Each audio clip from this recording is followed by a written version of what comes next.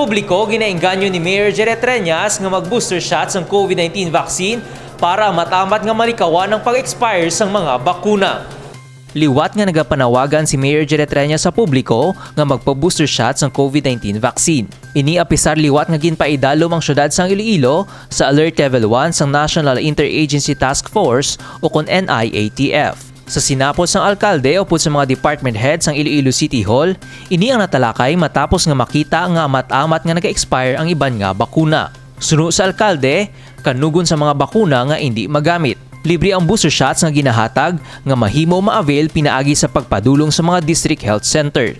Mahimo nga makakuha sang booster shot ang kutob sa mga individual nga mayara sang primary shots, mga pamatanon nga nagaedad 18 pa idalom, kag mga kabataan nga nagaedad 5 tubtob 11. Ang bakuna ang nakita nga isa sa pinaka-epektibo nga pamaagi para makabangon ang ekonomiya gikan sa pandemya. Ang booster shots ta mahina pa. That's why kaina na istoryana mon kaina sa department heads meeting. Everyone should get booster shots, no?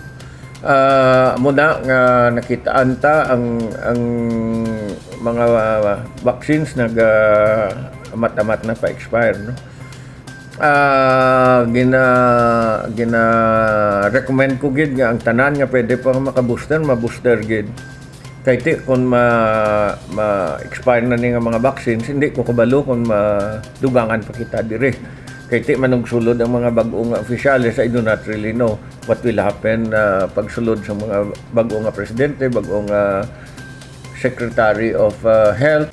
Sa karon, mahina pa ang numero sa nagakuha sang booster, apang suno sa Iloilo City Health Office, mayara sang bastante nga supply ang kada district health centers. May schedule man sang house-to-house sa mga barangay para makatuan ng mga senior citizen o kung ang kutob sa mayara sang comorbidities. Kada semana, may schedule man nga ginapagwa ang CHO para sa mga district health centers. Libre ang bakuna kag epektibo kontra sa COVID-19. Michael Angelo Sarate para sa Level Up Patrol. Mayor Jerry Treñas ginpangunahan ang inaugurasyon sang Uswag Multipurpose Hall sa Barangay Argelias, Haro. Ginpangunahan ni Mayor Jerry Treñas ang ribbon cutting kag inaugurasyon sang Uswag Multipurpose Hall sa Barangay Argelias, Haro. Isa ini sa mga proyekto nga ginalantaw sang alkalde nga makabuligid sa mga pumuluyo bangod mahimo ini magamit sa mga okasyon, kalamidad kag madamo pa. Para kay punong Barangay Eliodoro Ledesma Jr., magamit ang 2-story multipurpose hall sa tion sang kalamidad, ilabi pa kung mayara sa mga residente nga maluyag magbakwit. Sa kadako ganiya ang mabulig sa barangay. Wala mo ang tanan nga mga transaksyon ko sa barangay, ara mismo sa sulod sing ako niya barangay hall.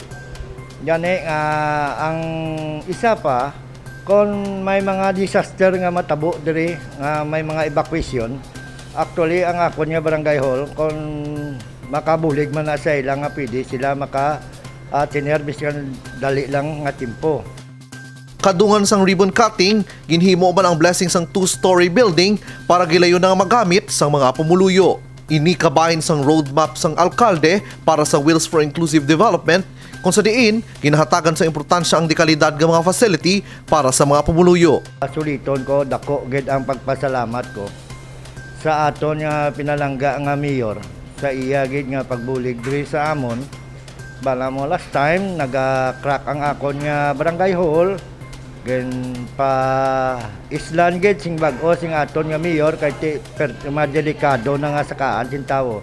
Ngani sa liwat, thank you gid mayor, madamo gid nga salamat.